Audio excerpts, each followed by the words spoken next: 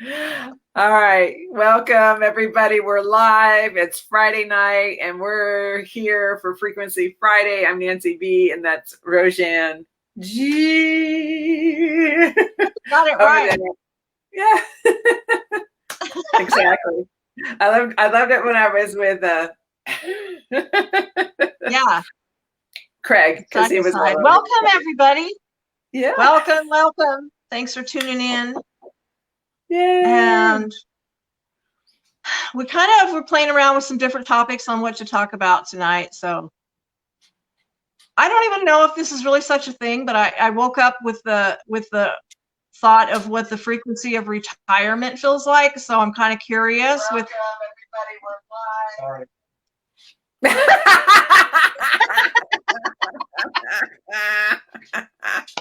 Hi, Jeremy.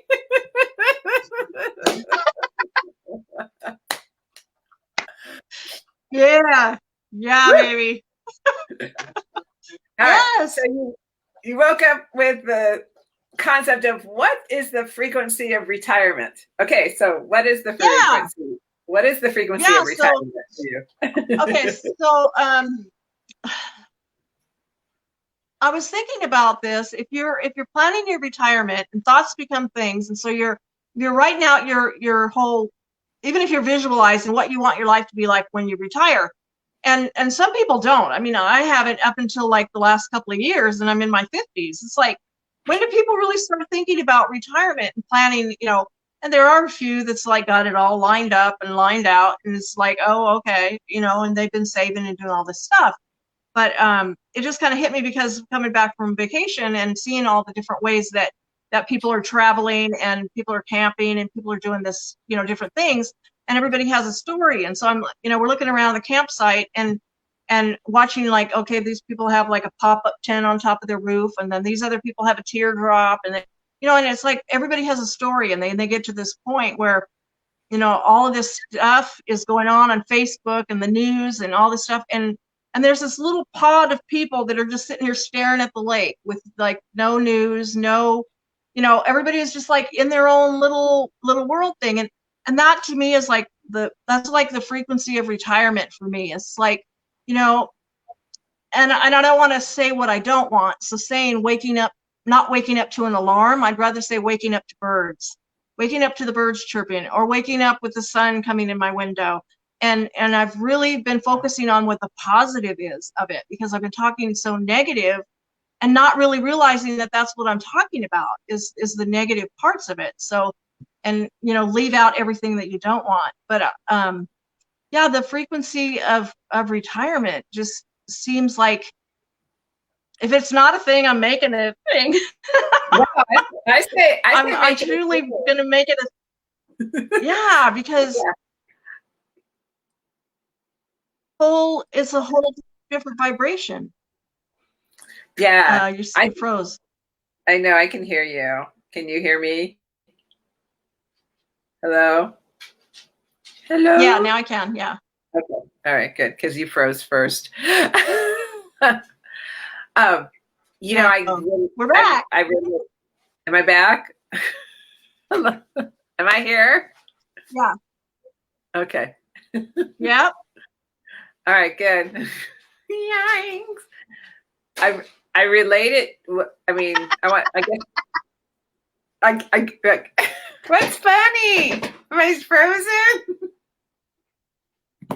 No, you're good. I relate it to like, there's two things. I think the frequency of retirement is just like anything else. It's like a relationship. You have to, what I'm really embracing this week is like, there's a relationship with everything. You have a relationship with everything.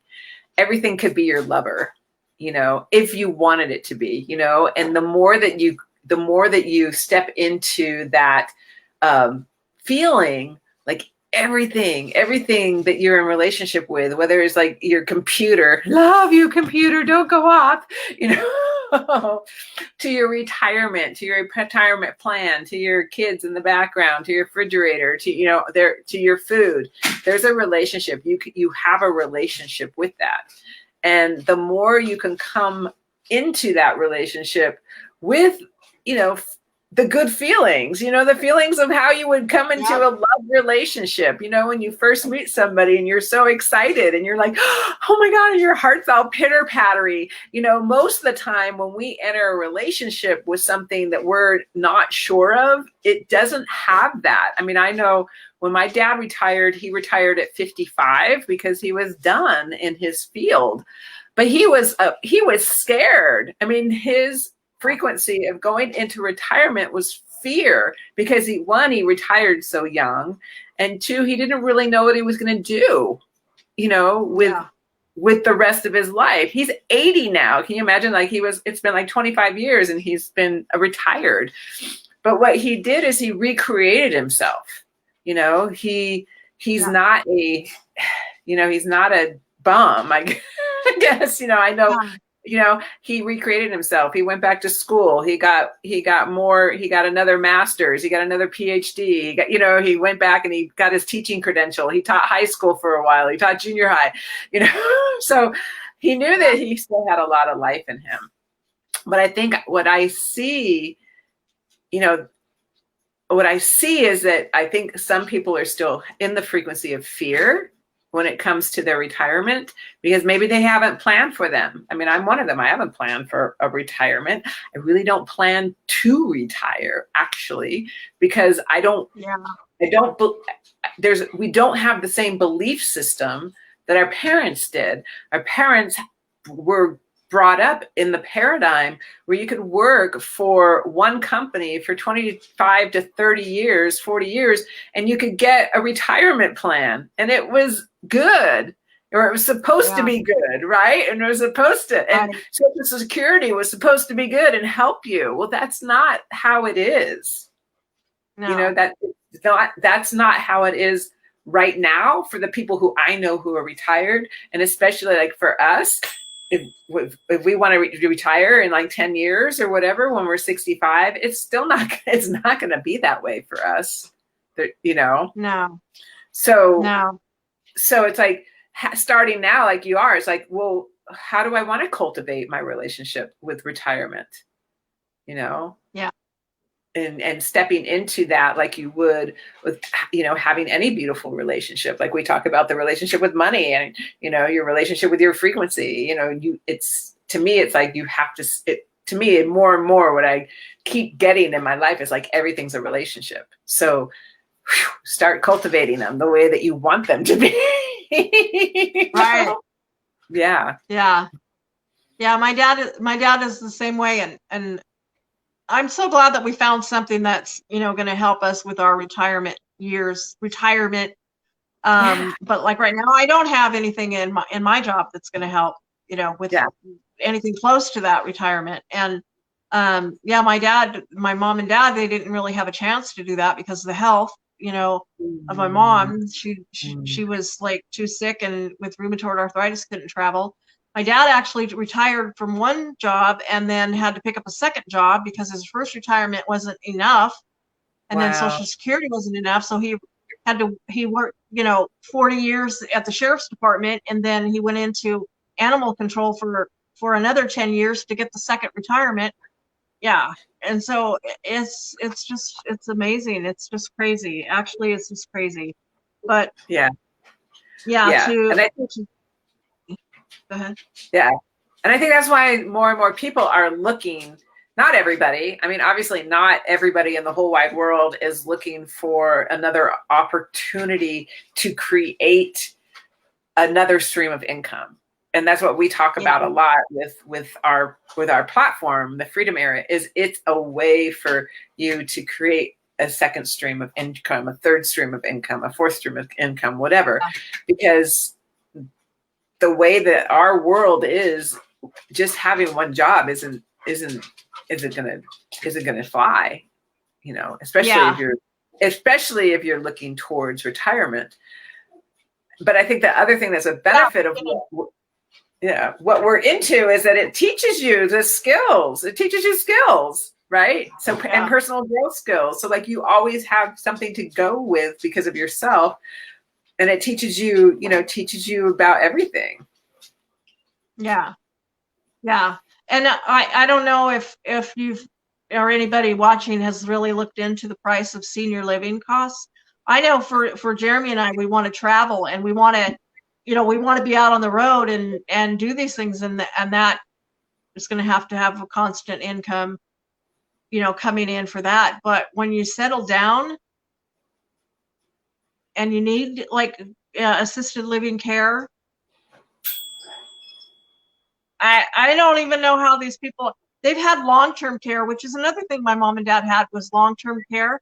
And every year they kept raising the price, and they paid into it for, I don't know how many, 15 years, I think. And they finally had to cancel it, and they lost all those years because it got too expensive for the long-term care. So some of the people that are living in the places where I work now, they've had those long-term care things going for years and years and years, and that's covering it. But your Social Security is not even going to come close to helping provide for housing and stuff. So that's another aspect of, when we get done traveling the world, I want to be able to just, live in a nice, super nice place like where I work. I would like to be able to live there and, have the dining room and have all of the caregivers and have all that stuff when I get to that point. But right now it's kind of scary to look that far into the future if we didn't have what we have where I was a couple of years ago. Even just like last November, it'll be a year that I've been in here. And that, that's why I got in the online space, was because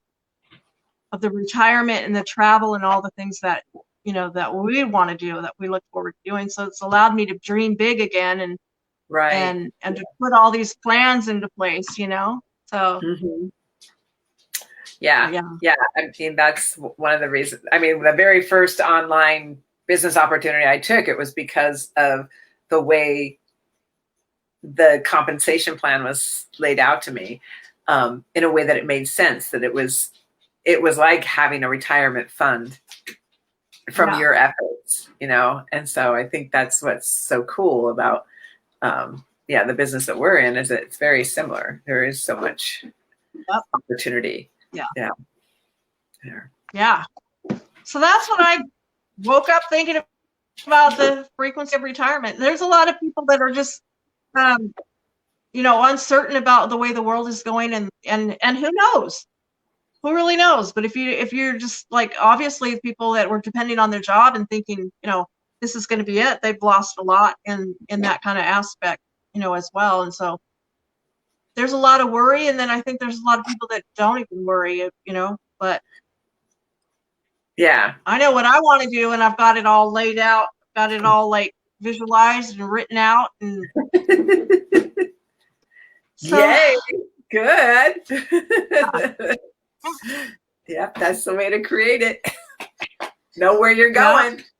You got your imagination GPS, your retirement GPS out. When we were in Utah, we even looked at a couple of houses that we saw on YouTube, but we didn't realize it until we got back, and we're like, oh my gosh, that's the house. And we drove by. Wow. When we were up in up by that park. It was the same neighborhood. And so I'm like, now we drove through the towns that we were looking at on YouTube for houses. And so now we know what the houses look like, and we're like, okay, no, we're not living there. Okay, no, we're not living in that town. So it was really super, super, super fun to see it like come full circle and go like, oh, now we know we've been there. So it was really cool. It was real cool. That's awesome. That's so cool. Yeah. I'm so glad you guys got to go on an adventure. Yeah, it was super fun. And we were talking. I guess I could talk about the abundance of money on Monday. The little bit of the I had a little bit of the fear that I used to have the last time. Yeah. But it really went away fast this time, because I was thinking about if we broke down, and I kept saying everything is fixable. Everything is fixable. Everything is fixable. And I'm like, there's money always flowing. There's money always coming in. It always works out, and then like the truck started like making some kind of noise, and it kind of started smelling bad. And I was just like, oh, we're going through Las Vegas on the freeway, and just like, everything is fixable. Everything is fixable. And we made it up over the hill, and I was just like, wow. Because I pictured ourselves driving. pictured ourselves pulling in the driveway, unloading, happy to get home. And I just kept holding that vision. And I was like, wow, I wish I would have done that on my last trip. It would have been so much less stressful. Jeremy says it was a good way to raise our vibration. Yeah, for sure. Yeah, I loved it yesterday when I was at kind of like a storytelling thing in my house, or not in my house, but where I live. And the first person who shared, she shared that she grew up with a belief that all of her needs were going to be taken care of. And it's carried her throughout. Yeah. And it's carried her throughout her life. So she knows that no matter what, she's always going to get whatever she needs. And I just thought, God, what a gift. Whoever gave that to her, that belief to her, however it came down to her, I thought, oh my God, what a gift. Because that is not the belief that I grew up with. You know what? That there's never enough. There's never, there's not enough. There's never enough, And so, I mean, that's why I do this work, that's why I'm like so into this work, is because of that core, rewiring that core belief. But I just thought, oh my God, it's so, I mean, I just thought, my man, what a gift she got, throughout her life. Mm-hmm. Yeah. Yeah. Absolutely. You know what's funny? When I was in elementary school, well, maybe it was junior high and into high school, I remember always saying, I always get my way. I always get my way. And I would laugh about it. And I would say it like to somebody, and something would happen and I didn't know anything about law of attraction. And something would happen and I would get my way. And I'm like, see, I always get my way. And I just always said that. And then for some reason, there's like a span of like 10 years when I my first husband, and then a bad relationship in that span of time, I wasn't getting my way. I wasn't saying I was getting my way. I was far from getting my way. But I had stopped saying that. And I even went through, like, my mom used to crack up because I would get all drawn, do my hair, and I would look in the mirror and I'd be like, you're so cute. That's awesome. Yeah, my mom would just she would laugh every time I would be like, look how cute we are, Mom. Look how cute we are. And then and that went away too. And so I've started, recently saying that. I get ready and I'm like, I'm not going to remember that my eyebrow is crooked in 2 years, a year, 5 minutes. Who cares, It's just, you might as well just give yourself a little wing go. You're cute today, It's awesome. Yeah, that's awesome. Even Jeremy knows. When we first started dating, I started doing that again. I'm like, look how cute I am, and he was like, I know. That's so awesome. He was like, yes, I know. Well, and it's fun, because then you can laugh at yourself. You just be like, I don't know, have a good time. That's awesome. Yeah. Yeah. I think everybody needs to just lighten up and have a good time. That's very true. Yes, I think that's very true. Yeah. Let's come here and have fun with each other instead of all this other stuff that's going on. Anyways. Yeah. Because we can't take care of all the other stuff, but we can take care of our own frequency and who we are. Yeah, I'm ready to just make a post with my head in the sand, and I'll be like, I'll be right here when you guys get done. I'm gonna stay here. Yeah, I'm well aware of what's going on, but I'd rather just stay right here in my little bubble. Yeah, I think the bubble is fine. I think that, it's like, we were kind of talking about that yesterday too. I was talking about that, and I'm gonna get spacey, everybody. You don't have to believe in me, but believe what I say. But it's like, with the ascension into the 5D new Earth, it's like we're all going to be choosing what bubbles we want to play in. Yep. That's what I feel like. I'm in a different. What we talked about, the other, the bubbles and the frequency raising. That's what I feel like coming back after I told you my episode that I had, purge. Yeah. That's what I feel like. I'm in a higher place. I'm just like lifted up into a higher place. My whole body feels lighter. I feel like it just, yeah. And that's to help other people. That's to help bring other people with you. That's why Exactly. it's necessary. It's necessary to be in your bubble and protect your vibration. Not, you know what, I don't want to say protect it, because then that sounds like effort. But tuning, keeping your vibration tuned is a I better way like of that. saying, yeah, just Yeah, I like tuning that. your vibration. Mhm. Because we'll slip off our disc, and then we can Yeah. just, fine tune it with the tools that we've learned with the platform. So, yeah. Yeah. Yeah. Yes. I'm getting to, I mean, Roseanne and I talk about this stuff all the time. We have mentors that help us.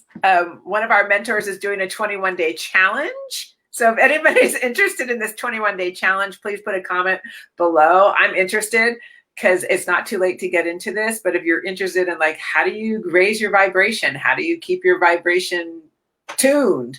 This is what this 21-day challenge is all about.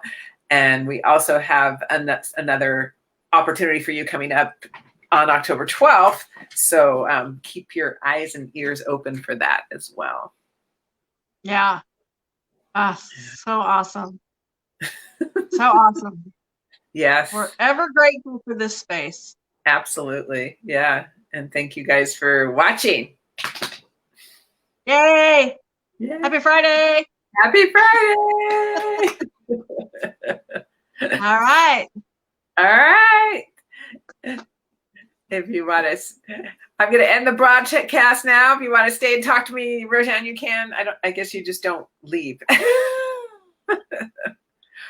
right, I'll stay everybody. and talk to you.